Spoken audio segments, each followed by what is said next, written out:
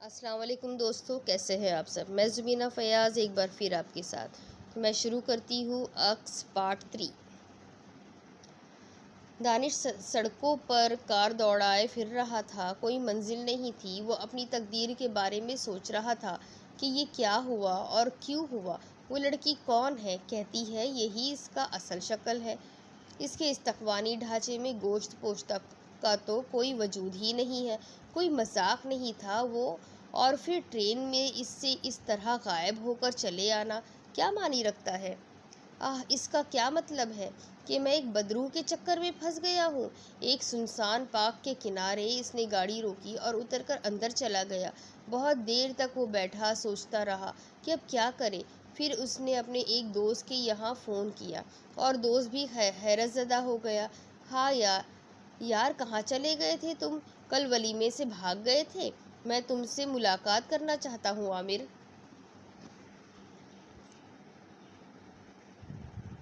خیریت؟ بلو مون پہنچو۔ بلو مون میں عامر نے اس سے ملاقات کی۔ ابھی عامر دروازے ہی میں تھا کہ دفعتاً دانش کا سر بھاری ہونے لگا۔ اسے یوں لگا جیسے وہ کسی ہوٹل کے بجائے ویرانے میں کھڑا ہو۔ اس کا ذہن معاوف ہونے لگا۔ اس کی سمجھ میں نہیں آ رہا تھا کہ یہ کیا ہونے لگا ہے۔ وہ اپنے آپ کو ایک صحرا میں کھویا کھویا محسوس کر رہا تھا۔ پھر منمناتی ہوئی آواز اس کے کانوں میں ابھری، دانش، میں تمہاری بیوی ہوں۔ میرا راز تمہاری امانت ہے۔ اگر تم نے کسی کو بتا دیا تو یوں سمجھو کہ بہت برا ہو جائے گا، سمجھے؟ زبان بند رکھو گے تم؟ ادھر عامر اس سے اس کے حالات پوچھ رہا تھا۔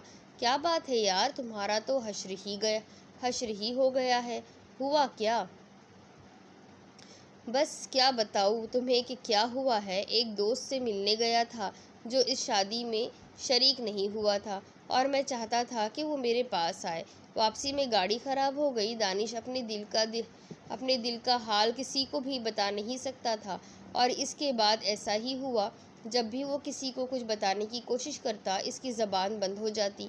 اس وقت بھی وہ ایک سڑک پر کار دوڑا رہا تھا کہ اسے کانوں میں سرگوشی سنائی دی، کھانا گھر پر نہیں کھاؤ گے دانش؟ اسٹیئرنگ پر ہاتھ بہک گیا اور کار سڑک پر لہرا گئی۔ اس نے کار کو سنبھال لیا۔ آ جاؤ، میں انتظار کر رہی ہوں۔ وہ گھر کی جانب چل پڑا۔ طاہرہ جہاں سے ملاقات ہوئی، ہم نے ایسے جوڑے کہیں نہیں دیکھے بابا۔ بہو گھر میں اکیلی ہے، ملنے جلنے والوں نے ناک میں دم کر دیا ہے۔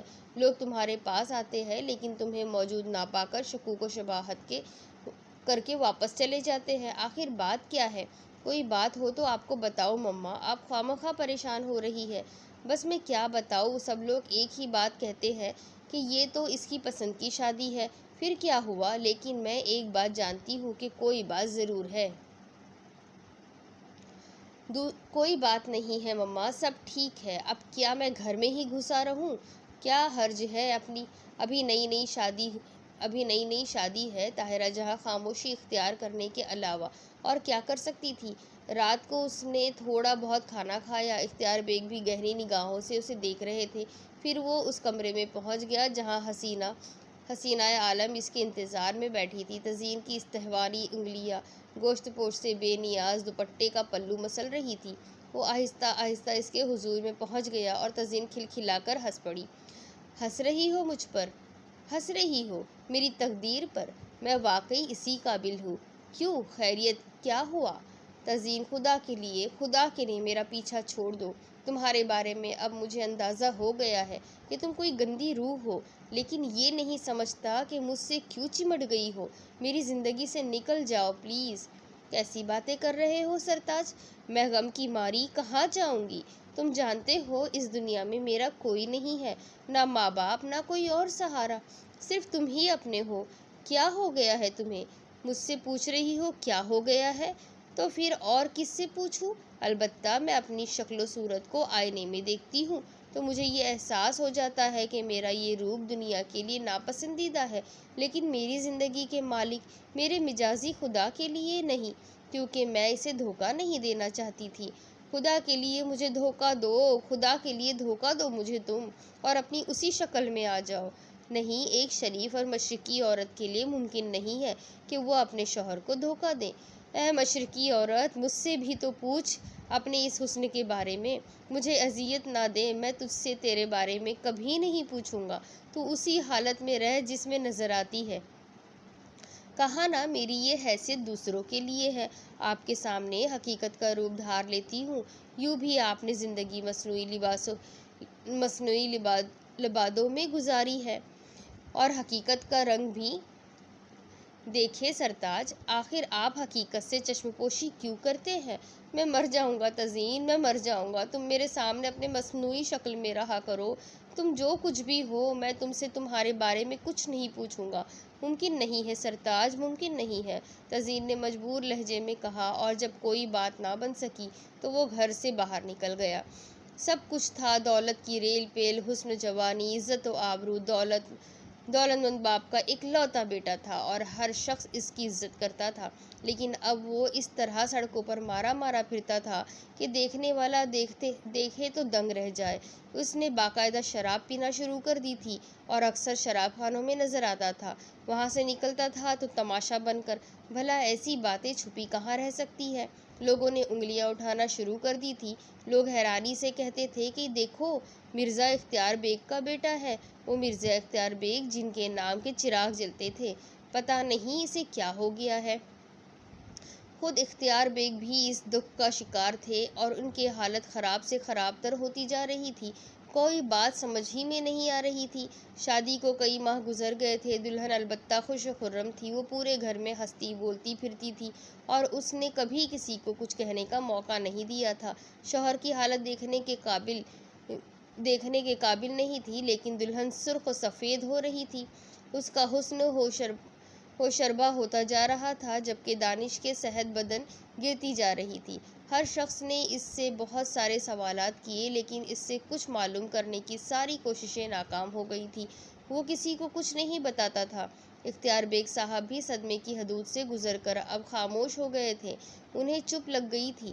دوست احباب سے گریز کرتے تھے، اور اگر کوئی مل جاتا تھا اور ان سے بیٹے کے بارے میں پوچھتا تو چہرے پر جھلاہٹ طاری ہو جاتی تھی۔ مجھے نہیں معلوم کہ وہ کیوں بیمار رہتا ہے، کیوں شراب پیتا ہے، آپ لوگ میرے دوست ہیں، مجھ سے غرض رکھے، میرے گھر کے بارے میں کیوں چھان بین کرتے رہتے ہو؟ کیا میں کبھی آپ کے گھر میں داخل ہو کر آپ کے گھریلو معاملات کے بارے میں پوچھتا ہوں؟ ہم آپ کے دوست ہیں مرزا صاحب، اور دوستوں کا کام یہی ہوتا ہے کہ یہ بیکار باتیں ہیں، آپ براہ کرم اپنے کام سے کام رکھیں، آپ کی مہربانی ہوگی۔ ہر شخص کے ساتھ زندگی میں کبھی کبھی کچھ ایسے حالات آتے ہیں کہ وہ مشکل کا شکار ہو جاتا ہے، میں بھی مشکل کا شکار ہوں، ایک ایسی مشکل جس کا حل آپ کے پاس نہیں ہے۔ بہت سے لوگ اختیار بیگ کی باتیں سن کر حیران رہ جاتے تھے، جبکہ وہ یہ جانتے تھے کہ یہ شخص بہت خوش اخلاق اور ملنسار تھا، پھر وہ افسوس کے سوا اور کیا کر سکتے تھے؟ نہ جانے بیچارہ کن غموں کا شکار ہے۔ دوسری طرف طاہرہ جہاں الگ پریشان تھی، کچھ سمجھ میں نہیں آتا تھا کہ یہ سب کیا ہو رہا ہے۔ ہمدرد بے شک بہت سے تھے، لیکن خود ان کی اپنی ذات ذرا مختلف رہی تھی، وہ اپنے شوہر سے بالکل مختلف مزاج کی حامل تھی۔ زیادہ تر انہوں نے لوگوں کی تصدیق کی تھی اور اب ان کی تصدیق ہو رہی تھی۔ مکافات عمل کا یہ مظاہرہ اتنا انوکھا تھا کہ اگر دنیا کی نگاہیں اس کا گہرا جائزہ لے لیتی تو بڑی عبرت ہوتی۔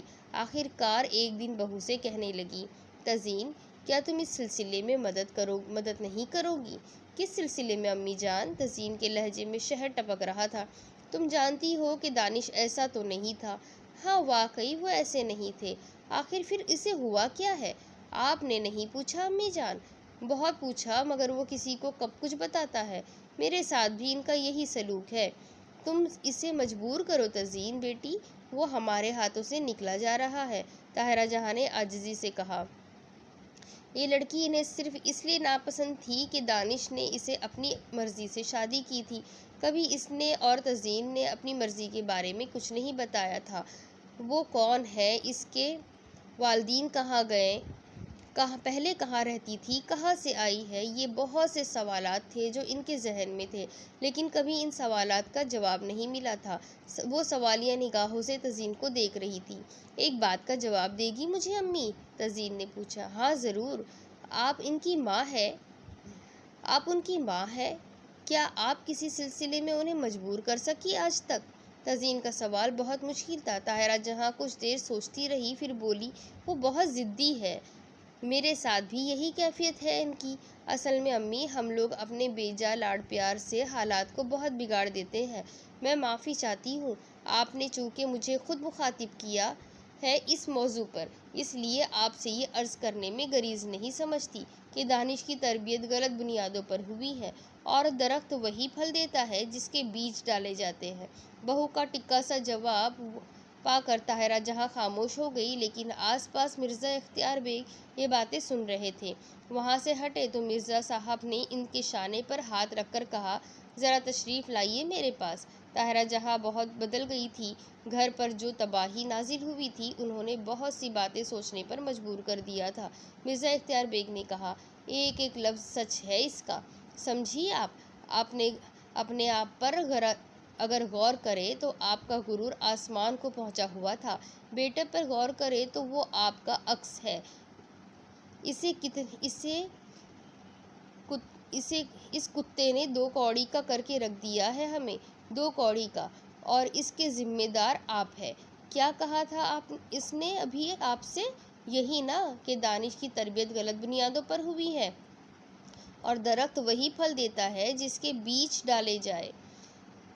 دیکھیں، بہت اختلاف رہا ہے زندگی میں میرا آپ سے، لیکن میری وفاداری میں کوئی شک نہیں ہے۔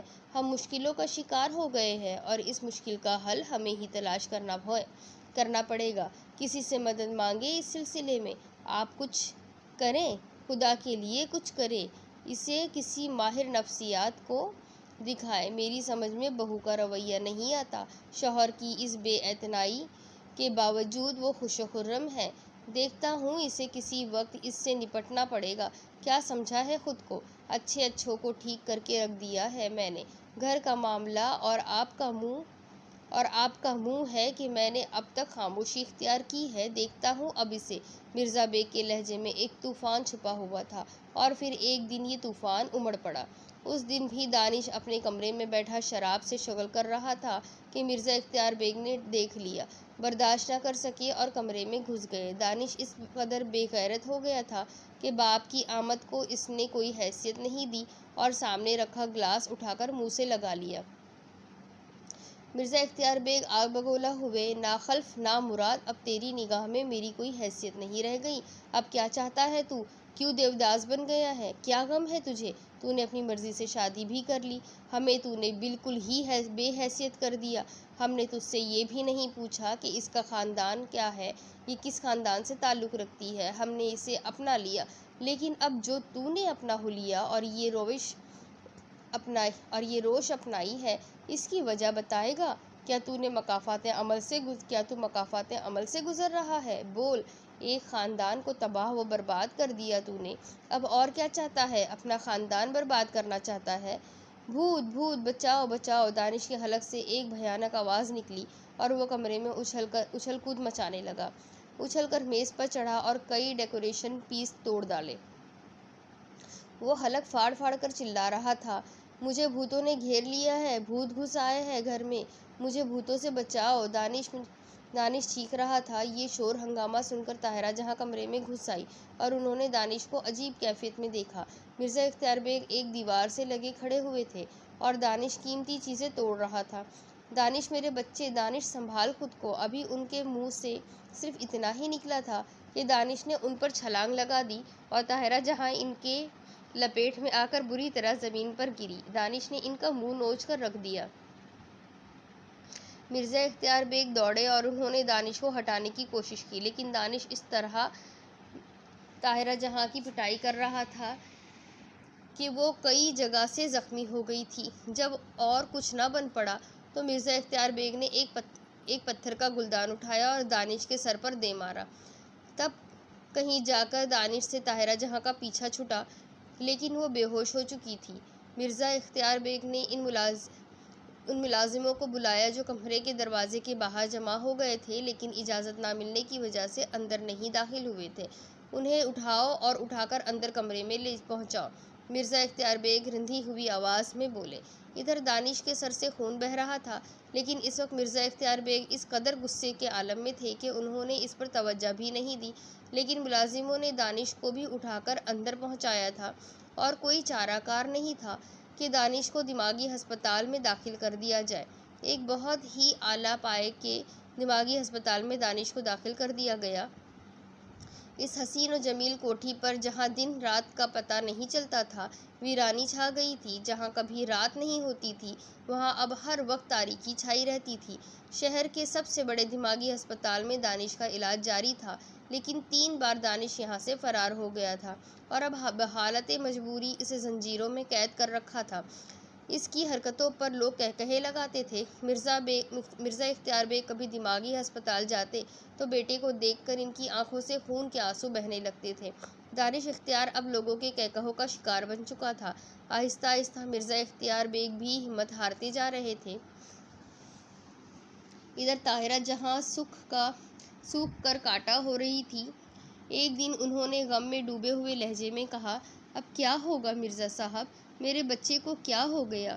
کیا وہ اسی طرح پاگل پن کی کیفیت میں ہسپتال میں دم توڑ دے گا؟ کیا ہوگا اس کا؟ یہ سوال خود سے کیجیے طاہرہ جہاں۔ میں سمجھی نہیں۔ کاش آپ کے اندر سمجھنے کی صلاحیت ہوتی۔ آپ کیا کہنا چاہتے ہیں؟ خدا کے واسطے مجھ پر طنز نہ کریں، مجھے بتائیے تو صحیح۔ کاش آپ اسی وقت سب کچھ سمجھ جاتی طاہرہ جہاں، جب میں نے آپ کو سمجھانے کی کوشش کی تھی، لیکن آپ کے اندر غرور بول رہا تھا۔ یاد ہے کیا کہا تھا آپ نے؟ آپ نے بڑے غرور سے کہا تھا کہ وہ میرا بیٹا ہے۔ یہ کہ میں نے آپ سے اچھی طرح کہا تھا کہ میرا بھی زندگی کے بارے میں کوئی تجربہ ہے۔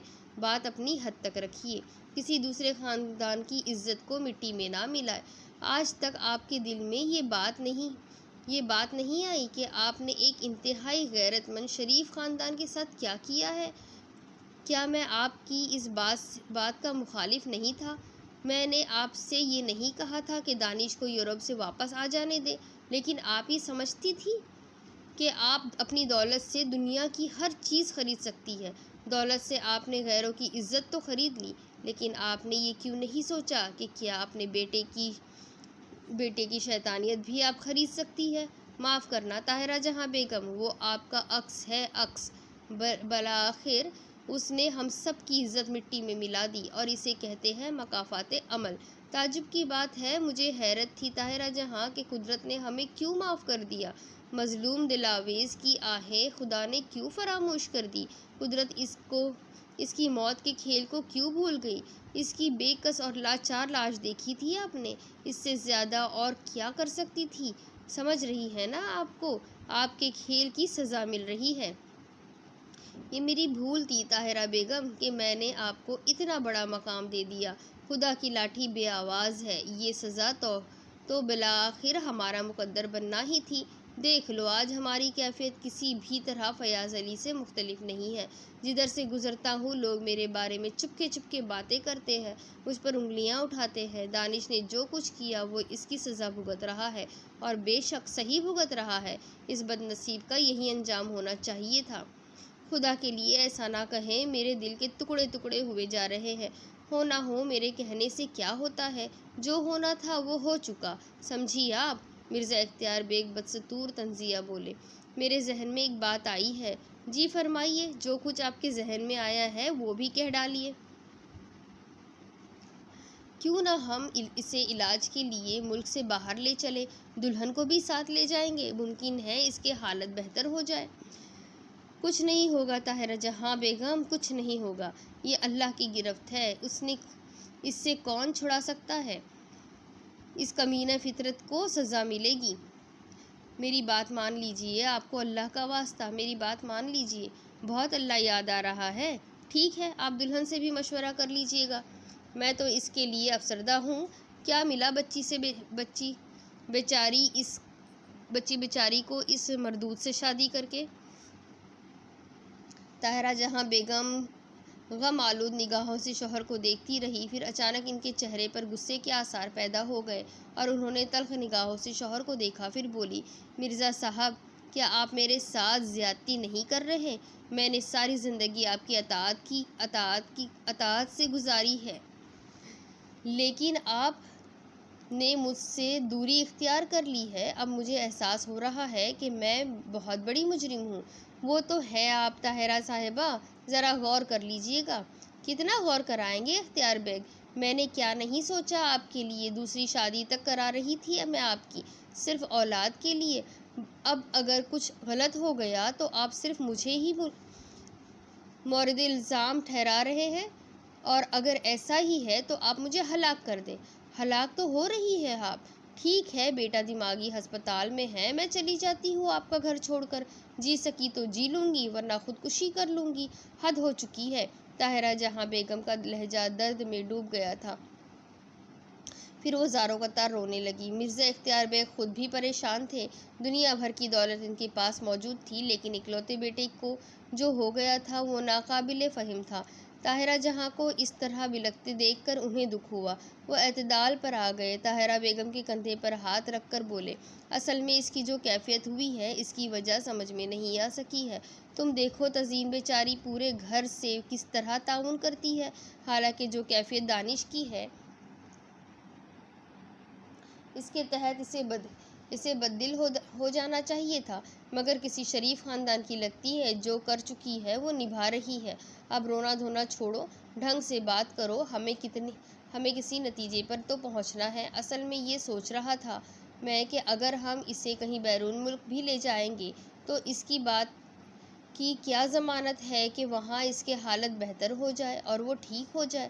یہاں جو چیز مجھے سب سے زیادہ الجھا رہی ہے وہ یہ ہے کہ اس کے نفسیاتی مریض ہونے کی کوئی خاص وجہ نہیں ہے۔ یہ بات آپ بھی جانتی ہے کہ ہماری دولت پر بے شمار نگاہیں جمی ہیں۔ بہت سی لڑکیاں ہیں خاندان میں، لوگ اظہار کر چکے تھے کہ ان کی بیٹیوں کو دانش کے لیے دیکھا جائے۔ میرا مطلب ہے کہیں کوئی ایسی ویسی بات تو نہ ہوئی ہو۔ میرے دل میں بھی کتنی دفعہ یہ خیال آیا ہے اس سلسلے میں۔ کوشش کروں گی۔ اگر ایک سوال کروں آپ سے؟ طاہرہ جہاں بیگم کی سسکیاں اور ہچکیاں رک چکی تھی۔ جی فرمائیے۔ تزین اب ہماری بہو ہے، کیا دلہن سے یہ سوال نہ کیا جائے کہ وہ کون ہے، اس کا ماضی کیا ہے؟ کہیں ایسا تو نہیں کہ کچھ لوگ اس شادی سے خوش نہ ہوں؟ اس سے پوچھا تو جائے کہ وہ کون ہے، اور یہ سوال بھی کیا جائے کہ آخر دانش کی اس کیفیت کی وجہ کیا ہے۔ مرزا اختیار بیگ سوچ میں ڈوب گئے تھے۔ کچھ دیر کے بعد انہوں نے گردن ہلاتے ہوئے کہا، یہ بھی کر کے دیکھ لیں، ممکن ہے کوئی کام کی بات پتہ چل جائے۔ آپ کیا سمجھتی ہے طاہرہ جہاں بیگم؟ کیا میرا دل خون کے آنسو نہیں روتا؟ میں نے تو خواب میں بھی نہیں سوچا تھا کہ اس قدر اچھا کاروبار ہونے کے بعد ایک وقت ایسا آئے گا جب میری راتوں کی نیندیں حرام ہو جائے گی۔ تزین کے سلسلے میں سب سے زیادہ حیرت ان لوگوں کو اسی بات پر تھی کہ اتنا کچھ ہونے کے باوجود اس کا چہرہ مطمئن اور مسرور نظر آتا تھا۔ اس وقت بھی وہ اپنے کمرے میں ڈریسنگ ٹیبل کے سامنے بیٹھی ہوئی تھی کہ یہ دونوں اس کے کمرے میں داخل ہوئے تو تزین چونک کر سنبھل گئی۔ اس نے مؤدبانہ انداز میں کہا، آئیے تشریف لائیے، کوئی بات تھی تو مجھے بلا لیا ہوتا، آپ نے کیوں تکلیف کی؟ خدا تمہیں خوش رکھے بیٹا، کچھ بات کرنی ہے تم سے۔ جی فرمائیے، بیٹھیے نا آپ لوگ۔ طاہرہ جہاں بیگم اور مرزا اختیار بیگ اٹھ بیٹھ گئے۔ وہ تزین کے رویے کا بھی جائزہ لے رہے تھے۔ طاہرہ جہاں نے کہا، تزین تم سے ایک سوال کرنا چاہتی ہوں جو میں نے آج تک نہیں کیا۔ جی فرمائیے، تزین بولی، تم کون ہو؟ جی؟ تزین نے چونک کر طاہرہ جہاں بیگم کو دیکھا۔ ایک لمحے کے لیے طاہرہ جہاں کو یوں محسوس ہوا جیسے تزین کی آنکھوں میں خون کی سرخی چمک اٹھی ہو۔ وہ کچھ دیر چپ رہی، پھر بولی، آپ کی بہو ہوں آنٹی، اور کون ہو سکتی ہوں؟ وہ تو ہو، دیکھو تزین، ہم نے اپنی مرضی کے خلاف تمہاری شادی اپنے بیٹے سے کی ہے۔ ہمارے پاس جو کچھ ہے اسے دیکھ کر کوئی بھی بڑے سے بڑا آدمی اپنی بیٹی ہمارے حوالے کر سکتا تھا، لیکن ہم نے دانش کی خوشی پوری کی۔ جی آپ فرمائیے۔ میں نے تم سے سوال کیا ہے کہ تم کون ہو؟ آنٹی میں آپ کو اس کا جواب دے چکی ہوں۔ کیوں؟ اس لیے کہ میں نے دانش سے اجازت آنٹی میں آپ کو اس کا جواب نہیں دے سکتی۔ کیوں؟ اس لیے کہ میں نے دانش سے اجازت نہیں لی۔ ویسے مجھے آپ کے گھرانے کے بارے میں کچھ معلوم نہ تھا۔ آپ لوگوں نے اس سلسلے میں کوشش کی تو میں نے دانش کی خواہش پر انکار بھی کیا تھا۔ اس کے بعد سے آج تک سر جھکائے آپ کی اطاعت کر رہی ہوں۔ جو کچھ ہوا ہے آپ کو بھی اس کا اندازہ ہے، لیکن میں نے اپنی پیشانی تک شکن آلود نہیں کی۔ بلکہ بالکل ٹھیک کہتی ہو بہو، بالکل ٹھیک کہتی ہو بیٹی۔ اس سے یہی اندازہ ہوتا ہے کہ تم کسی بہت ہی اعلیٰ ظرف خاندان کی بیٹی ہو۔ صرف دانش کی اس کیفیت کے بارے میں جاننا چاہتے تھے، اختیار بیگ نے کہا۔ یہ تو آپ ہی کے علم میں ہوگا۔ میں نے آپ سے پہلے بھی عرض کیا تھا کہ جب بھی میں نے دانش سے ان کی پریشانی کے بارے میں پوچھنے کی کوشش کی تو انہوں نے خاموشی اختیار کر لی۔ اچھا، ایک بات کا جواب دو، ہم دانش کو علاج کے لیے یورپ لے جانا چاہتے ہیں۔ کیا تم اس بات کو پسند کرو گی؟ ایک بار پھر تزین کے چہرے کا رنگ تبدیل ہوا، لیکن اسے اپنے اعصاب پر قابو پانا آتا تھا۔ اس نے کہا، آپ اپنے بچے کے لیے جو کچھ بھی کریں گی، بھلا اس میں مجھے اعتراض کیا ہوگا؟ اعتراض کا کیا حق ہے؟ تم ہمارے ساتھ یورپ چلنا پسند کرو گی؟ اس کے بارے میں مجھے سوچ کر جواب دینا ہوگا، تزین نے کہا۔ کیوں؟ دیکھو، اسی لیے تو ہم تم سے یہ بات پوچھ رہے تھے کہ تمہارا یہاں کون کون ہے۔ تزین نے سر جھکا لیا، اس نے کوئی جواب نہیں دیا۔ تب طاہرہ جہاں بیگم نے خشک لہجے میں کہا، جانا تو ہے مجھے اپنے بچے کو یورپ لے کر۔ میں چاہتی تھی کہ تم اس سلسلے میں ہماری مدد کرو، لیکن میں محسوس کر رہی ہوں کہ تمہارا رویہ کچھ عجیب سا ہے۔ خیر، میرا حق ہے کہ میں تمہیں حکم دوں، سوچ کر جواب دینا کہ کیا ارادے ہیں آپ کے۔ آئیے مرزا صاحب۔ طاہرہ جہاں بیگم آخر اپنے مخصوص رویے پر اتر آئی اور مرزا اختیار بیگ بھی واپسی کے لیے اٹھ گئے، لیکن انہوں نے پلٹ کر تزین کا چہرہ نہیں دیکھا تھا۔ اس کی آنکھوں میں ایک بھیانک خلا پیدا ہوتا جا رہا تھا اور اس خلا میں ہلکے ہلکے شعلے ابھر رہے تھے۔ دیکھتے ہی دیکھتے یہ شعلے آنکھوں کے حلقوں سے باہر لپکنے لگے اور پھر رخساروں کی ہڈیوں سے گوشت اترنے لگا۔ تھوڑی ہی دیر میں تزین کا حسین وجود ہڈیوں کے ڈھانچے میں تبدیل ہو گیا۔ وہ مسہری سے نیچے اتر آئی اور کمرے میں ٹہلنے لگی، ساتھ ہی اس کے منہ سے بے معنی آوازیں نکل رہی تھیں۔ پھر ایک ملازمہ نے دروازے سے اندر آنے کی اجازت مانگی تو وہ جلدی سے باتھ روم کی طرف بڑھی اور دروازہ کھولتے ہی بولی، کون ہے؟ آ جاؤ۔ ملازمہ اندر داخل ہوئی تو وہ باتھ روم میں داخل ہو چکی تھی، لیکن عمر رسیدہ ملازمہ نہ جانے کیوں چونک کر چاروں طرف دیکھ رہی تھی۔ پھر اس نے باتھ روم کی طرف دیکھا اور پھر باتھ روم کے پاس پہنچ گئی۔ چھوٹی بیگم صاحبہ، شمشاد لانڈری جا رہا ہے، آپ کو کچھ کپڑے بھیجنے ہیں؟ نہیں، میرے کوئی کپڑے نہیں ہیں، اندر سے جواب ملا اور نوکرانی 2 قدم پیچھے ہٹ گئی۔ نہ جانے اسے کیا احساس ہوا تھا، کچھ لمحے وہ وہیں کھڑی رہی، پھر منہ ٹیڑھا کر کے شانے ہلائے اور کمرے کے دروازے سے باہر نکل آئی۔ ملازمہ کے باہر جانے کے بعد تزین باہر نکل آئی۔ وہ نارمل شکل میں تھی، لیکن اس کے تیور چڑھے ہوئے تھے، شاید منہ ہاتھ دھو کر باہر نکلی تھی۔ یلغ رخساروں پر پانی کے قطرے ٹھہرے ہوئے تھے اور موتیوں کی مانند چمک رہے تھے۔ باہر نکل کر اس نے دروازے کی طرف دیکھا، آگے بڑھ کر اس نے دروازہ بند کیا، پھر کپڑوں کی الماری کی طرف بڑھ گئی، ایک خوبصورت لیکن سادہ سا لباس نکال کر پہنا، پھر اپنا پرس اٹھا کر راہداری عبور کر کے بڑے دروازے سے باہر نکل آئی۔ پورچ میں 3 قیمتی کاریں کھڑی تھیں، تینوں کے ڈرائیورز الگ الگ تھے۔ وہ سفید مرسیڈیز کے پاس پہنچی تو ڈرائیور سجاد بھاگ کر قریب پہنچا۔ اس نے پھرتی سے مرسیڈیز کا دروازہ کھولا اور وہ پیچھے بیٹھ گئی۔ ڈرائیور نے اسٹیئرنگ سنبھالا اور مرسیڈیز اسٹارٹ کر کے آگے بڑھا دی۔ اوپر کی منزل کی ایک بڑی کھڑکی کے پاس طاہرہ جہاں اور مرزا اختیار بیگ کھڑے یہ منظر دیکھ رہے تھے۔ ان دنوں کچھ زیادہ ہی سرکش ہو گئی ہے، پہلے جہاں بھی جاتی تھی بتا کر جاتی تھی، طاہرہ جہاں نے تبصرہ کیا، اور مرزا بیگ نے ٹھنڈی سانس بھری، پھر بولے، کسی حد تک جائز ہے طاہرہ جہاں، اس کی جگہ اپنے آپ کو رکھ کر سوچو، کیا کہہ سکتی ہو دونوں کے درمیان کیا چل رہا ہے؟ کن دونوں کے درمیان؟ طاہرہ جہاں نے پوچھا۔ میاں بیوی کی بات کر رہا ہوں، آخر دانش کی ذہنی ہیجان کی کوئی نہ کوئی وجہ تو ہوگی، وہ ولیمے کے دن کیوں غائب ہو گیا تھا؟ طاہرہ جہاں عجیب سی نظروں سے مرزا صاحب کو دیکھنے لگی، پھر بولی، پہلے تو آپ نے اس انداز میں سوچا ہی نہیں تھا۔ کیوں نہیں سوچا؟ لیکن دل کی بات کس سے کہتا، آپ سے جو ناک پر مکھی نہیں بیٹھنے دیتی؟ پتہ نہیں میں نے ایسا کیا کیا ہے جو آپ نے مجھے کوئی حقنی بنا دیا ہے۔ چھوڑیے، ان باتوں میں کیا رکھا ہے، مسئلہ یہ ہے کہ اب کیا کریں؟ کیا دانش کو علاج کے لیے ملک سے باہر لے جایا جائے؟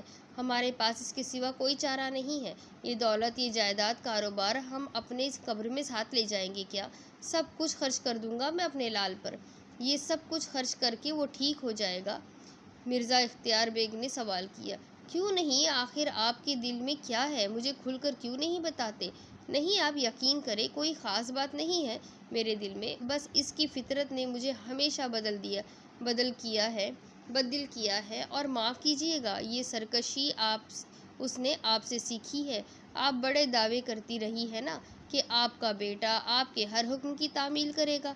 आज तक आपको ये पता नहीं चल सका कि आपकी बहू कौन है, कहाँ की रहने वाली है, इसके अजीज़ व अकारिब कहाँ हैं। हम तो बस यूँ समझे नौकरी करते रहे हैं इसकी। उसने जिधर रुख किया मुड़ गए। उसने शादी की अपनी मर्ज़ी से, हमें इसके अहकामात की तामीर करनी पड़ी। पता चल जाएगा एक बार मुझे, वो बदबख्त मेरे बेटे की बीमारी की वजह है ऐसी जगह ले जाकर मारूंगी जहां पानी भी ना मिलेगा। फिर क्या होगा? मिर्ज़ा इख्तियार बेग ने पूछा। देखिए मिर्ज़ा साहब, मेरी ताकत आप है, जो कुछ करूंगी आप ही के बल पर करूंगी। आप ऐसी बातें करके मेरा दिल ना तोड़े। एक ही औलाद है हमारी। और मेरी ताकत कौन है, इस बारे में सोचा आपने? इसकी यही कैफियत रही तो मैं सारा कारोबार बंद कर दूंगा, सब कुछ तर्क करके गोशानशीनी इख्तियार कर लूँगा। मिर्ज़ा इख्तियार बेग की आवाज़ भर आई, उनकी आंखों से आंसू बहने लगे थे।